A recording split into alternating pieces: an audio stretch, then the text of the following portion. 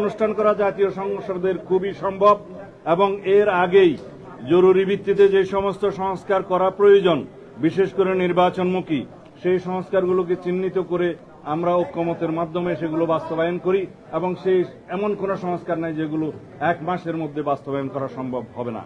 আমরা ইতিমধ্যে আজকে রিপোর্ট পেয়েছি, আইন মন্ত্রণালয়ের অধীনে অনেকগুলো অর্ডিন্যান্স এবং অনেকগুলো সংশোধনী এসছে বিভিন্ন সেক্টরে, যেগুলো অলরেডি বাস্তবায়ন হয়েছে। আরো অনেকগুলো বাস্তবায়নের প্রক্রিয়ায় আছে, সেগুলো অর্ডিন্যান্সের মাধ্যমে করা সম্ভব, নির্বাহী আদেশের মাধ্যমে করা সম্ভব, এমনকি কিছু কিছু সংস্কার তো অফিস আদেশের মাধ্যমে করা সম্ভব।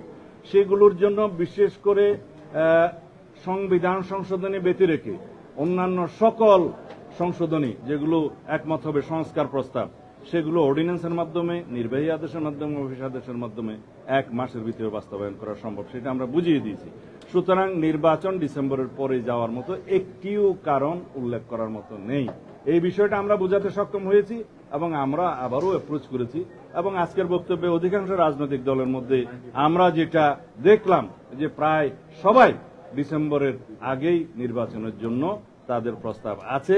এখন মাননীয় প্রধান উপদেষ্টা সেটা বিবেচনা করবেন, সেটা আমরা আশা করি এবং আমরা মনে করি তিনি জাতীয় ঐক্যের প্রতীক হিসাবে নিরপেক্ষভাবে সেই ভূমিকা পালন করবেন, কারো প্রতি রাগ অনুরাগ বিরাগ প্রদর্শন করবেন না এবং উপদেষ্টা মণ্ডলীটাকে নিরপেক্ষভাবে আবার যেন উনি ঢেলে সাজান সেই প্রস্তাবও আমরা অন্য সময় রেখেছি। আজকে আমাদের বক্তব্য যেহেতু অন্য বিষয় ছিল, সেই বিষয়টা আমি এখানে আজকে তুলি নেই। তবে আমরা মনে করি জাতি তার কাছে চূড়ান্ত নিরপেক্ষতা আশা করি। ধন্যবাদ।